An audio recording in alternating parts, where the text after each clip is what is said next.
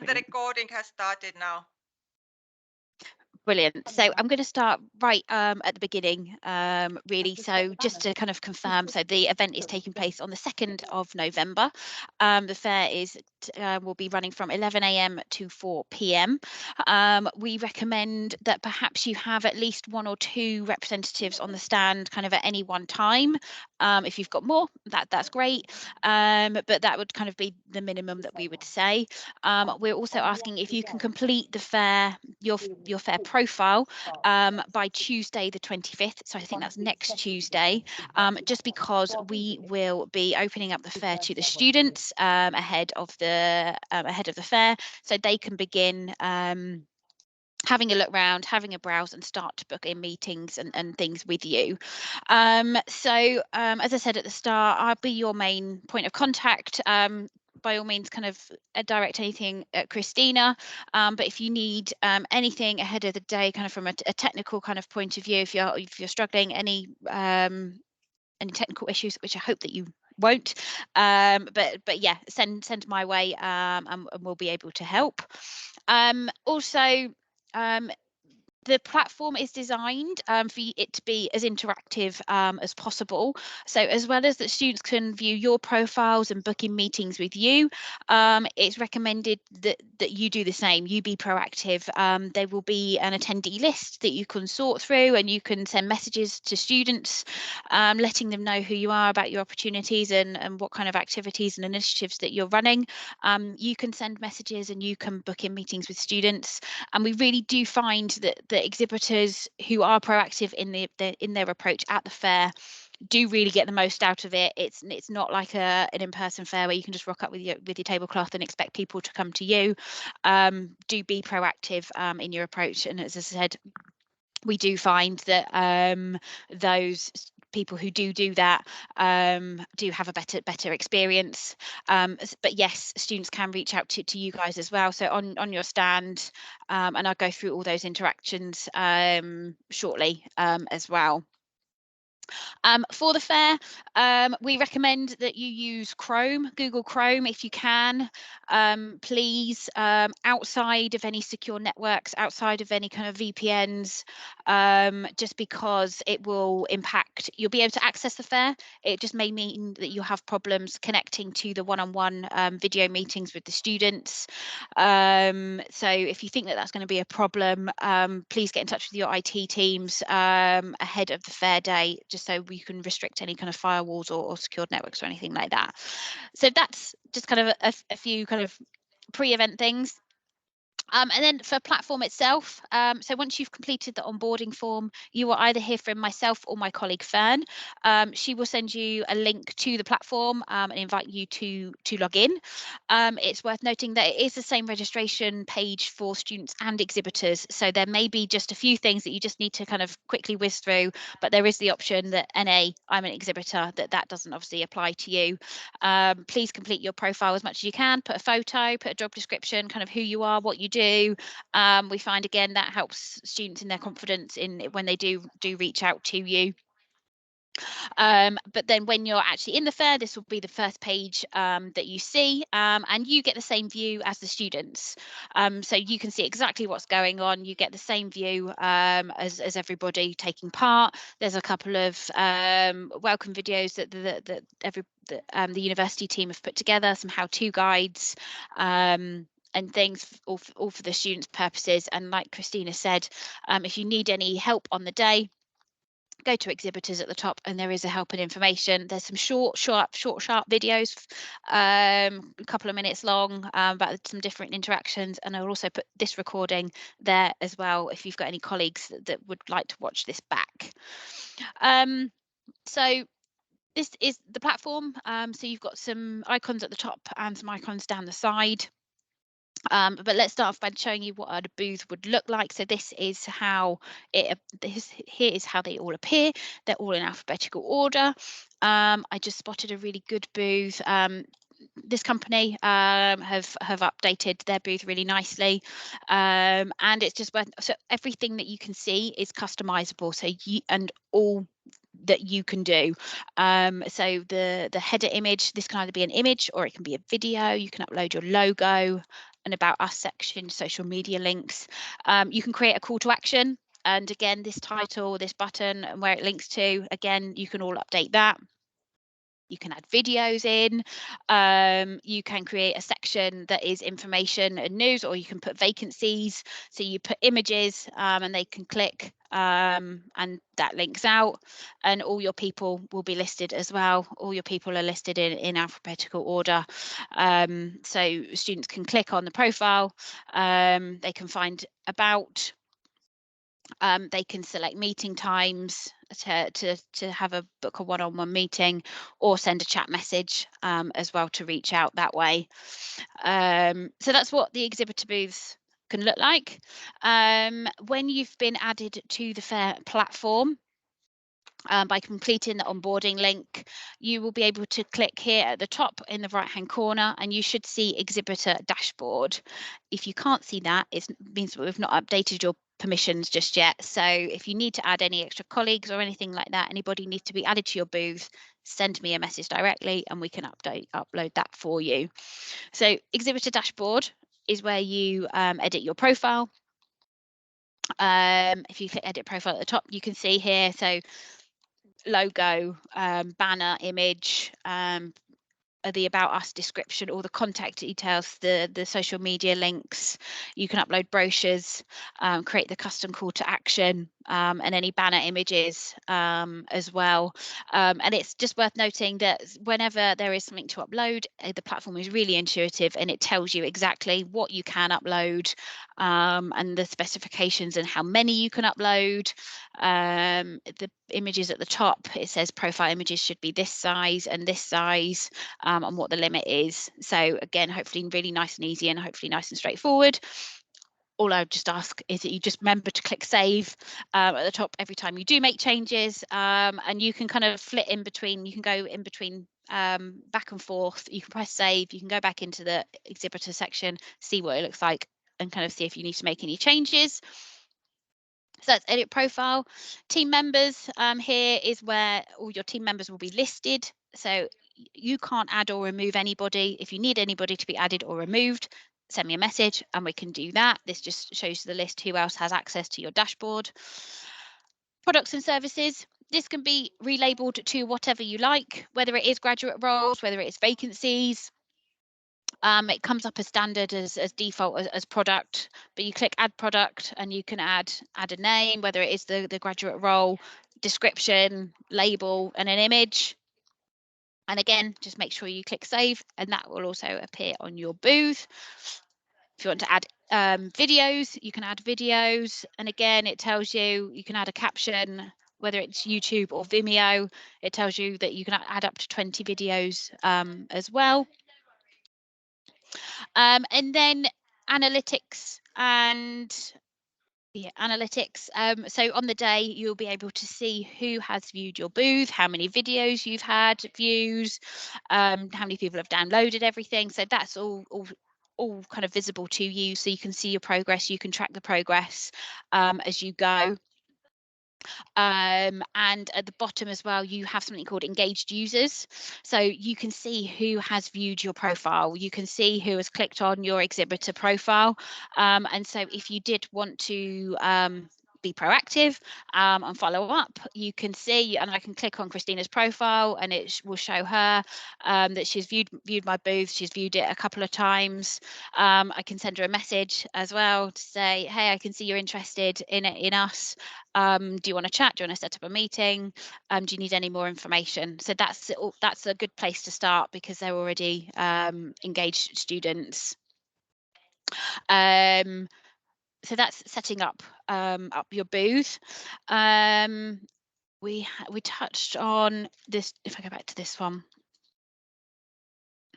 how students can interact with you. So by clicking on the profiles at the bottom, you've also got these icons on the side. So as well as sending you individual chats, personal kind of messages, you each have on your booth a live chat on the side. And so this is this is public, and anybody can send a message here. I would just recommend that you keep periodically checking this throughout the day, as this is where students can send group messages as opposed to kind of if they wanted to send you a single message. So that's there. So we've covered how students can get in touch with you, how you can get in touch with students. On the side, there is an attendee tab, and you can pop this out for a bigger view. And then so this shows all the registered students, all the students who have registered for the fair so far. And you can click on the filter button, and you can search. By university, by subject of study, by qualification, year of graduation. So if you are looking for a particular demographic, you can get in touch with students and reach out, message them that way.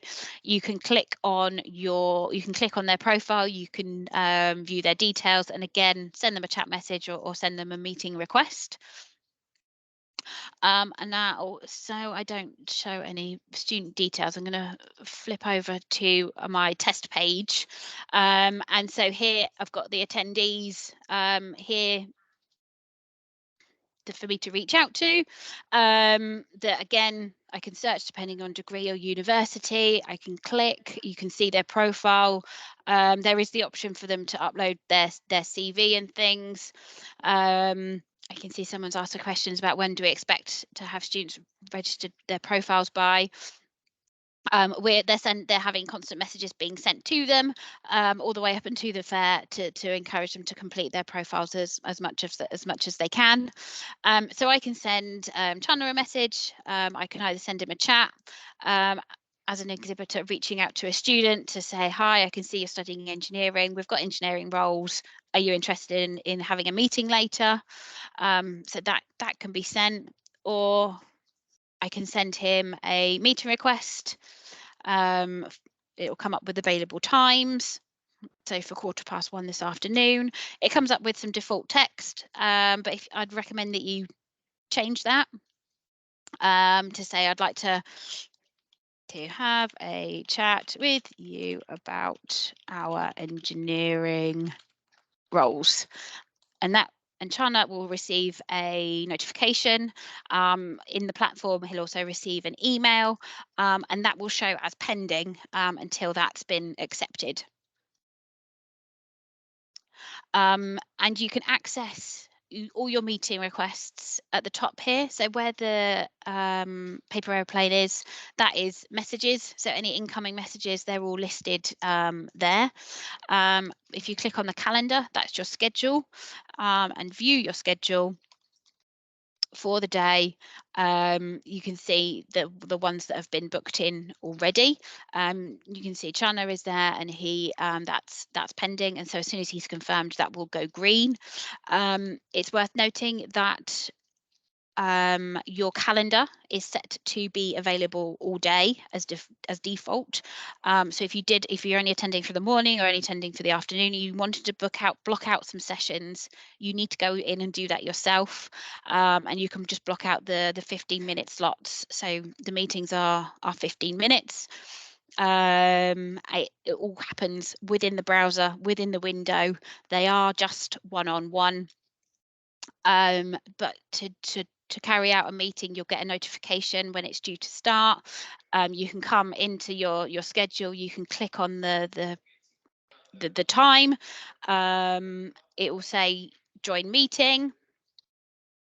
I don't think this will work because I'm already using my camera for this Teams call, but this is what it will look like. You can test your device to make sure it works, and then hopefully you can see this. It all opens up within the browser, within the window, and then it will start counting down. It is just for 15 minutes. You can share your screen. So keep it short and sweet, and then if you did want to follow up, you need to be asking for students' contact details. You do need to be proactive in that. As again, same with an in-person careers fair, we wouldn't share the contact details of all the students that attended. If you want to follow up with anybody, you need to be asking for their email addresses and things like that to be able to follow up with them after the fair. And I think that's everything. Christina, have I missed anything? Would you like to say when students will be able to access employer booths as well? Because at the moment they register on the platform, but they won't be able to see your booths. Yeah, so it's all blocked off at the moment. So all these registrations are starting to come through. They can only see this homepage to start with, and then after the 25th, I think towards the end of next week, every student will get an email letting them know the fair is now open. So as much as you can do, so you will still be able to go in and make edits to your booths. But we just asked if the majority of it could be completed by Tuesday in preparation for the students to start logging in and having a look. And thank you very much. And very quickly, Angela is asking, we may not be able to restrict firewalls. What are the implications of this? So it just means that you won't be able to do the one-on-one video calls. So you'll still be able to access the platform. That's absolutely fine. It's just the one-on-one video calls that you might have problems connecting. I know that it does work on mobile devices and tablets and things. So perhaps if you have a personal device to hand, that if you can connect to the fair that way to do the video meetings, that would be the best workaround. And thanks. Julie is asking, I can't seem to edit my profile. I don't see the exhibitor dashboard. I suspect it's good to pick up with you separately. Yes, Julie, I think it's probably because we don't have you set up as an exhibitor just yet. So I'll put my email in this chat, send me a message and we'll get you added.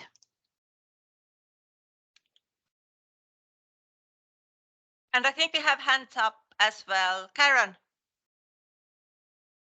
Hi, thank you. We did a virtual fair yesterday using the same platform, which I have to say worked really well, and I'm very pleased it's the same platform. Is there any way we can transfer that over so we don't have to reset it up? Yes, I can definitely do that for you. Oh, Katie, you don't know how pleased you have made me. What would you like me to send you to enable you to do that? Can you just send me, because I know that there were 2 NHS stands yesterday. Can you just put me an email with who you were, and Yeah. I'll make sure that gets done. And who needs to be added as well to your booth? Yeah, it's just the same as yesterday, but that's brilliant because I'm going on annual leave tomorrow. So if it could be done before then, that would be amazing. Oh, be Of done. course. That's Yep, amazing. absolutely. Thank you so much. No worries.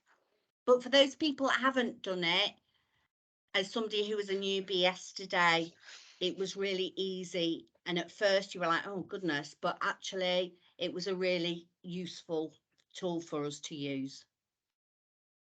That's great to hear. Thank you, Karen. Thanks. You're welcome.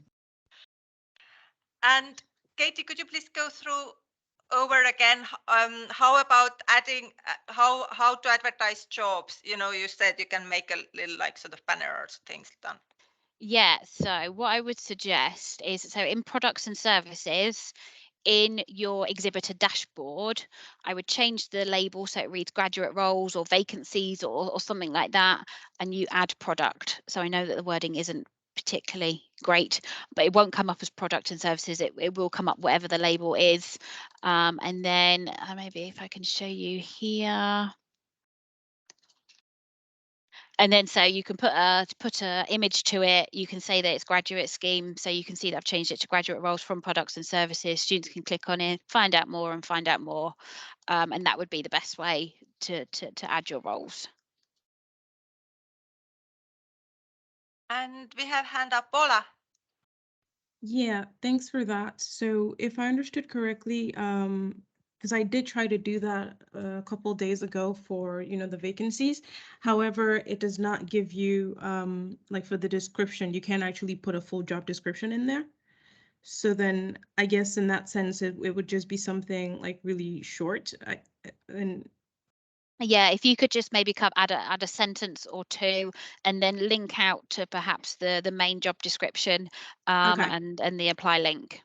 Okay. And also, if you wouldn't mind, could you just go over the Jesus, what are words? The exhibitor dashboard again. I had a question regarding the profile editing portion. Yeah. Of course.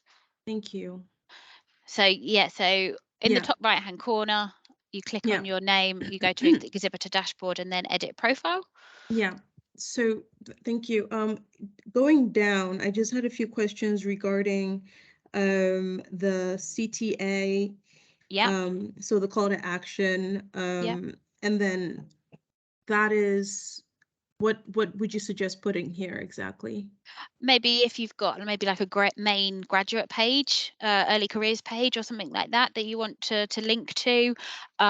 If you want to create a data capture sheet or something like that that links out and asks students to put in their email address to find out more. Yeah, something like that really. But I would say if as a minimum, perhaps to your early careers page or to your D&I page, something like that. Okay. And then the banner, listing banner image and the one under that. So no, at the bottom, actually, sorry about that. Yeah. The listing banner and the small listing banner, what exactly are these? And because I couldn't quite figure out exactly what it does and what happens if you put something there. So that is for, if I go about in the exhibitors, these images. So it's this. So if it's the smaller images, they'll be on the main page. Okay. Understood. So without that, okay. So it's the... without it, it's just defaulted to a white background. But if you did want to put something more exciting, which you can see other companies have, then that's what that is. Okay, that's very clear. Thank you so much. That's quite all right. And as I said earlier as well, if you want to upload it, save it, and then you can always kind of switch back and come and have a look what it looks like. If it doesn't look right, take it off and add something in again. Yeah, thank you. That's all right. A couple more hands. And Monica, you have hand up. Hi, I was just I put a question in the chat. Was just looking to see I can't remember seeing how many students estimated are likely to join the fair. So it I can't remember how many did we have last year, but we expected to get quite busy. So you have 7 different universities, and you would have sort of now we are towards sort of, I would say our university at the moment, student numbers are 70 registered. So I would expect that this to go up over the next week, because at the moment universities where we are promoting it heavily to students.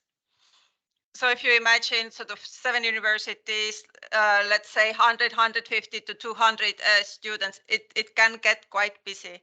So Yeah. Katie, would you like to remind everyone also, when can students start booking the appointments? I think this will be useful to know as well.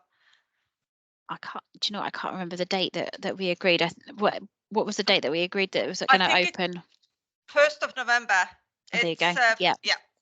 1st of November. When so by that time, I would make sure that on your profile you have your time slots available. Okay, thank you. And then after the event, because I took part in another event that happened yesterday with the Southeast, and it was the same platform, so I'm familiar with it. Which I'm glad that I was able to use that, and I've learned some things that will be prepared for. And one of the things was, after a student chats with me, if I were to send them an email now or through the platform a message, would they get that via the email that they've registered, or do they have to be on the platform to receive my communication? So I think we've set up the notifications that they'll get an in browser notification, and they should also get an email notification as well to say that you've reached out to contact them. So it'd be the same for both fairs as well. Yeah, no, that makes sense, because I was receiving alerts the other way to say someone has viewed my profile. So it prompted me to go in and have a look. So that makes sense. Thank you. Brilliant.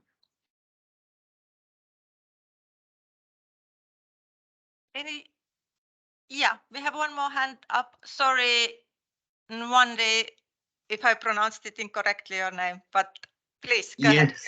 Yes, thank you very much. And I think this is my first rodeo with this. So and I think the questions have been really, really helpful. So I guess my question is, will we have access to the platform, I guess, after the fair? Because from my perspective, we might have opportunities that we can signpost the students to whilst we're in a fair. But I think when those opportunities are live, it would be great to sort of like be able to get in touch to people who we feel it might apply to as well. So I just wondered, will we have access to the platform after the fair?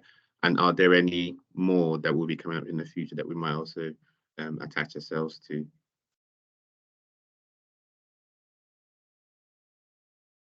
So this fair will run on annual basis. We expect the group of universities to work together.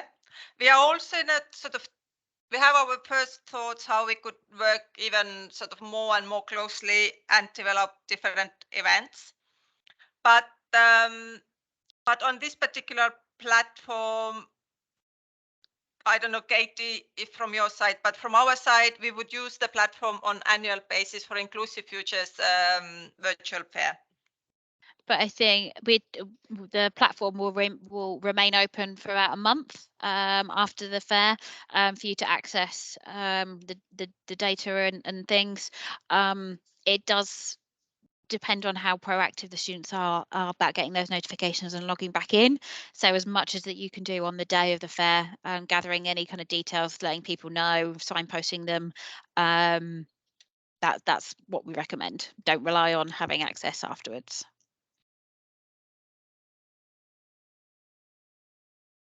Yeah, just to reiterate, perhaps the student engagement data, if you need it, take it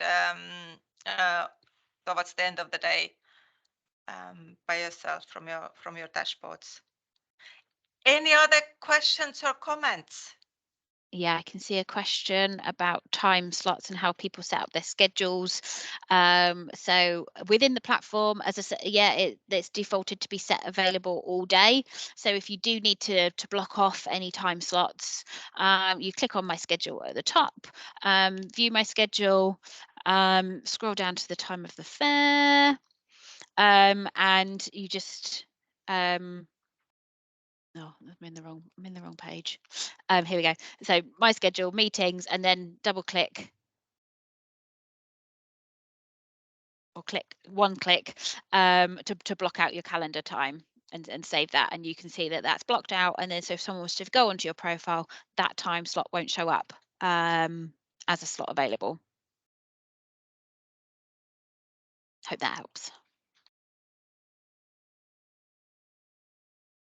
Anything else from anybody?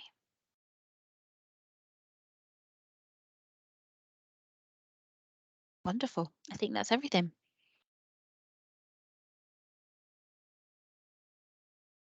Excellent. Thank you. Thank you Thank everyone you. for joining. And if you have any questions or anything, there is still sort of plenty of time, I would say. Not like extensive, but plenty. So don't be afraid dropping us an email, either myself or Katie, and we will help you. And also by now, I am monitoring my chat on the platform as well. So if you prefer just to drop a quick chat on the event platform, please do so. So I do both ways. My emails, either through my email or through the chat on the platform. Either way works for me. Excellent. Then thank you very much. I wish you a lovely afternoon. I look very much seeing you at the fair, and speak to you soon. Thanks, everybody. Bye-bye. Bye. Thank you. Bye. Thank you.